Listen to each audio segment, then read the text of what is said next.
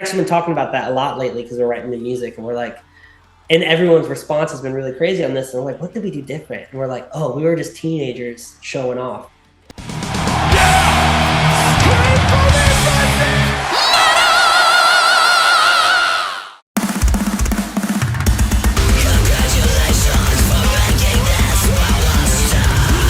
Levi, thank you so much for your time today. I know these are hectic times always when any kind of release of you guys comes out, so I appreciate you taking the time. How are you feeling? Because, band is over 15 years old now. I wouldn't necessarily classify it as classic rock, but we're getting in dad rock territory here now. So how's that feeling for you? It's good. It's crazy. I never would have, I think our goal was to just sort of do our first tour. So now 15 years, it's wild. And we are dads, so it's definitely a whole different situation. So Exactly. Now, we're obviously here to talk about the re-release that's coming August 21st. It's going to come really soon. It's just a week away as we're talking. Is that a tricky release for you? Is that somewhat scary? Because we all know that people in rock and metal love their nostalgia. And, as much as people are excited for this, I'm sure that you also went into this with like, oh, am I going to touch my old baby and stuff like that? Like, is there a lot of thought going in? Is this very different than releasing a brand new album? Yeah, we were definitely skeptics because we've had some bands and some people we've looked up to that have done this, and it did not work out. Yeah. And even fans were like, what did you do? You ruined the original album. But I think until we were in the studio and like it came together, we realized like we were going to move forward and actually do it. So I think we were at a tipping point. Like, if this is dumb, we're just going to scrap it. And then I remember doing like the first take, and I was like, maybe we're on to something. I'm like, this is pretty cool to revisit it. So, yeah, it was definitely scary. That's why we haven't done it until now. Like, there was a 10-year, there was the 10-year of Monument. Like, all these opportunities have came along our career to do this, and yeah, this one just made sense. And like I said, we trialed it out, and then we're like, okay, this is a great decision. Yeah. Now, because you guys also bring in so many guests on this album, it's not just a celebration of you guys. This is almost like a celebration of the entire scene, which is kind of cool. Getting when one after the other guest says yes when you ask, does that then give you a little bit more confidence that you're on the right track with this?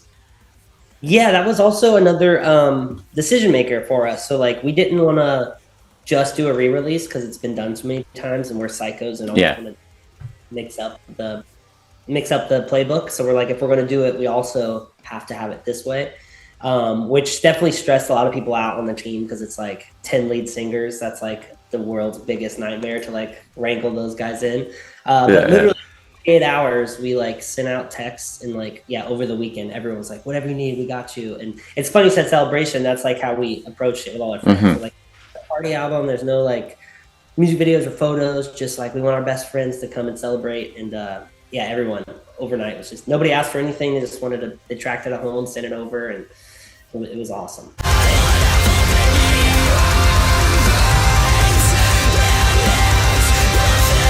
I don't know why this is, but for me at least, there seems to be some sort of special vibe around the letter A.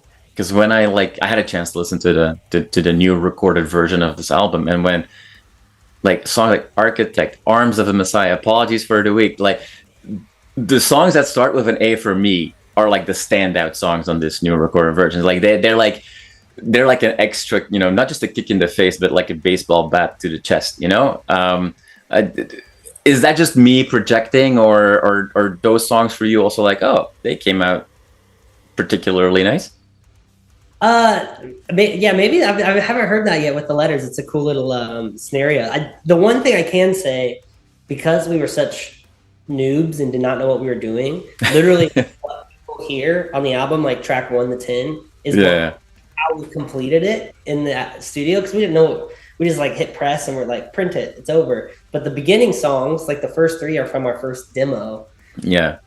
The songs. We were the producer, we're like, we were kids, like, now we have 7 more songs, we only have 30 days. So like we became more songwriters, but the first 3, which I think that's where a lot of the A's are, like a Dancer Theory, Cura, Architect.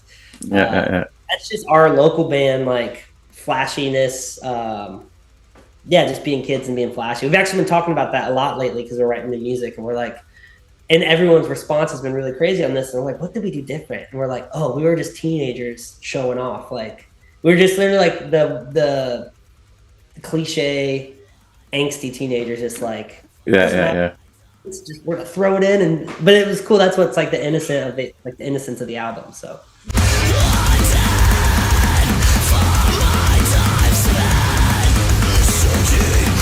And I don't know how often before this you really took the time as a group to take that step back and kind of reflect, if you will.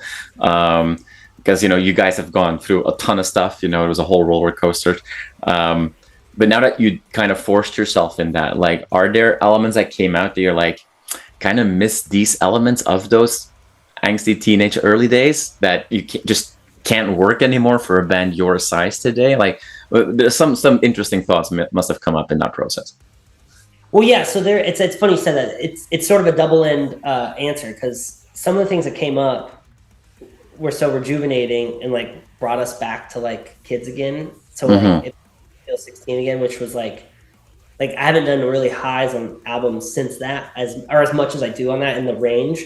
And I was excited, like, maybe we can revisit this, because there was just life just got so crazy after the first album came out that there were so many other variables in making music. And then the other stuff, the other end of that answer was, there was some stuff that was just dated. And it was funny in the studio, the engineer, we had this thing we'd like, because for this album it was different because we already had the album, so we had a reference.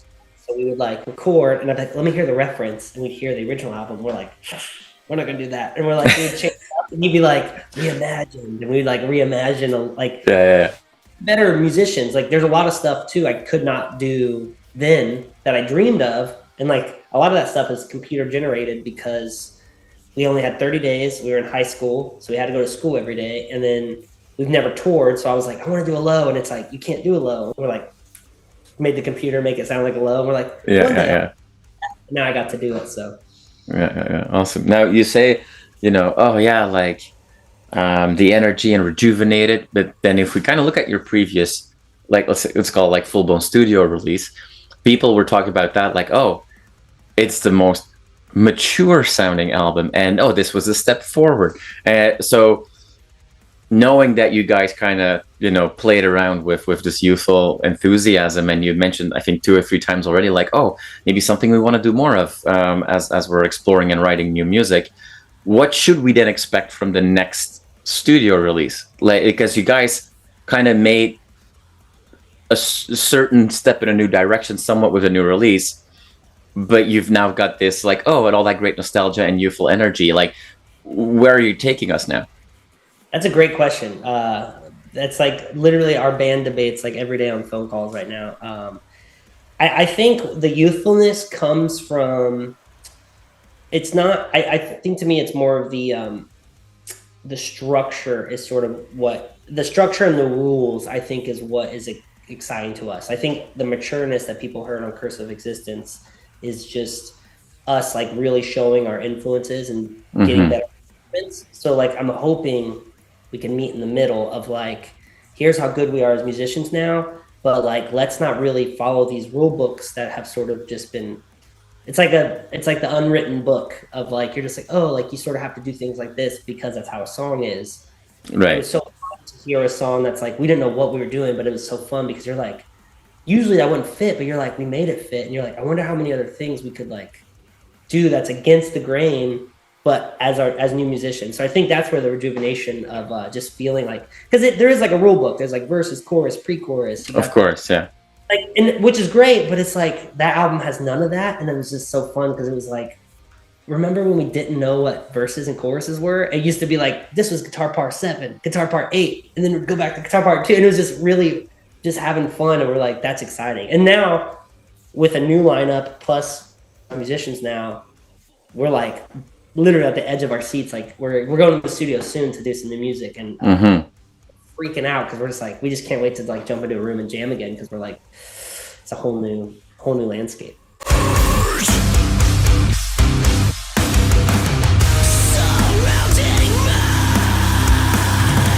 there's now going to be a new generation of fans that listens to this rediscovered music, if you will, maybe for the first time, and might go with their dad to one of your shows, right?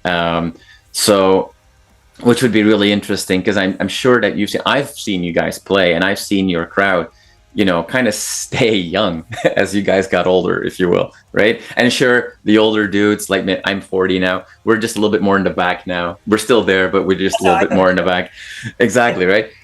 So that, the kids up front stay 16 years old for some reason. What can we keep our fingers crossed for bringing this celebration to life on the scene? Because you had a really strong previous album. You're gonna be working on a new album.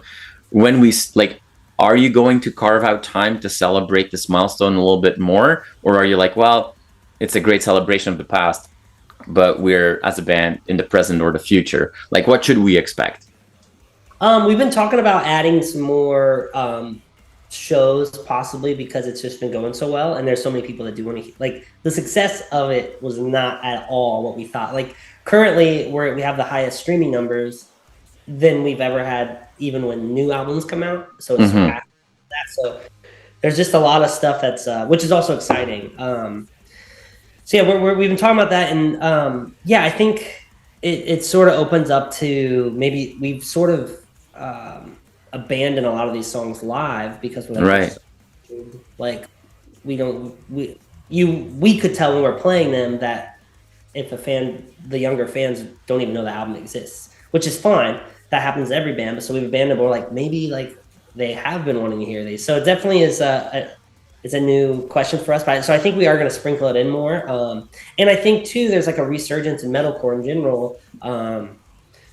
Like there's this whole eBay wave of like stuff that we used to like throw away in our trailers that people on eBay now are like collecting. And I'm like, what is, like, this is cool now? Like, it's just so weird. It's like overnight it became like, we're like, so I don't know, there's this whole resurgence, and it's cool that, especially there's been a lot of newer bands that sort of have like and floor shows are coming back. Like there's these newer bands that have like the kind of metalcore that we grew up listening to. They're like, because I feel like when we came out, it was right when like production was coming out in metal. So it's like, our first album was this, but then everyone was doing crazy production because like that technology just was invented. So you're like, oh, let's throw this at it. Let's throw this at it.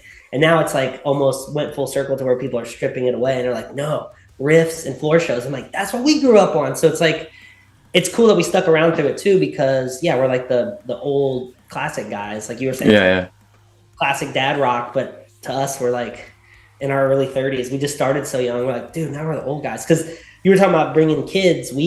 This wasn't even on where we're at now, but our last headliner, we would do meet and greets, and it'd be like a 13-year-old, and we're tiny, so it's like a 13-year-old's like here. And they'd be like, oh, my dad, like my parents raised me on you guys, and I would just do the numbers. I'm like, oh, that checks out. Like you're listen to. I'm like, that's true. And it's very weird. But we're just so thankful. It's actually been the most fun we've had for years now. So the Warped Tours, the cover of the magazines, all that stuff was great, but like we're the closest we've been and having the most fun now as a band, which is awesome.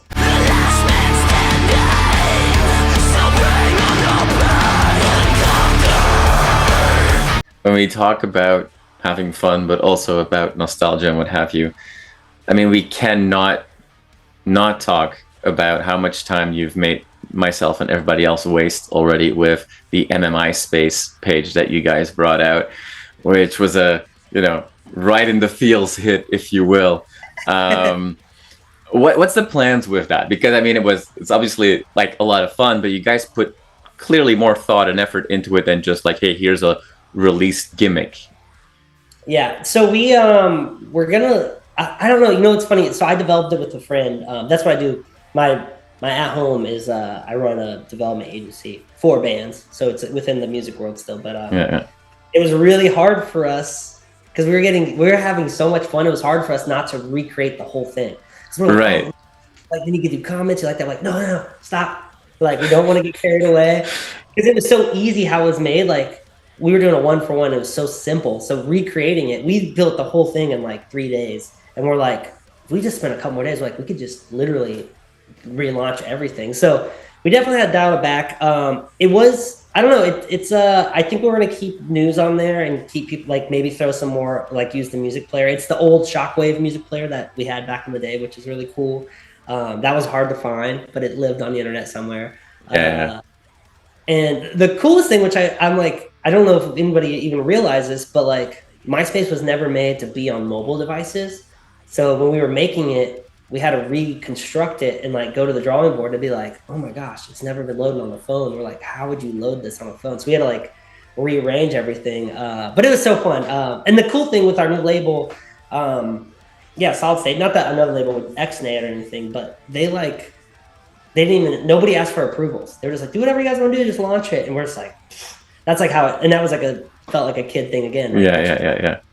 It was so just like guerrilla marketing, like, screw it, let's just put it up, and people loved it. So there's one day, the first song, or the teaser for Brian from Currents, there was like 20,000 people that like checked it. It was insane. It was awesome. I mean, just to put it out there, I think if you guys want to do some fun little extra like Easter eggs or giveaways throughout the tour, or like, you know, if there's like hidden guitar picks or whatever, that might be a real cool platform to give some teasers and get some engagement with the crowd for this upcoming tour, because it will be the die-hard fans that'll be right there, obviously. Yeah. If you ever have time, click everything, because there is a bunch of hidden funny stuff. There's like a T-Mobile ad with a sidekick in there. There's like every meme from like that year is on there. We just hit it. So, yeah, if you click around, you can find some funny stuff.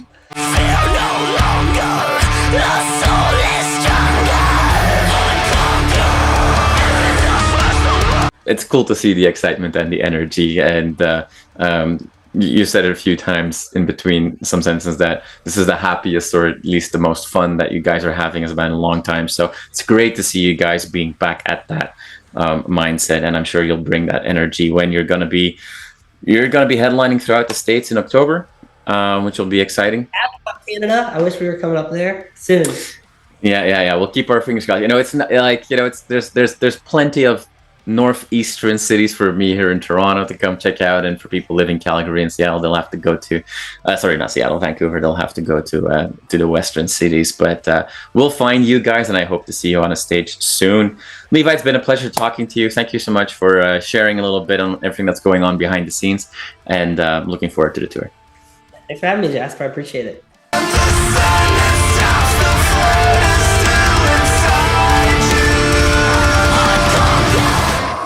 You are awesome for watching this video. Click right here to see more content like it, and subscribe to the channel.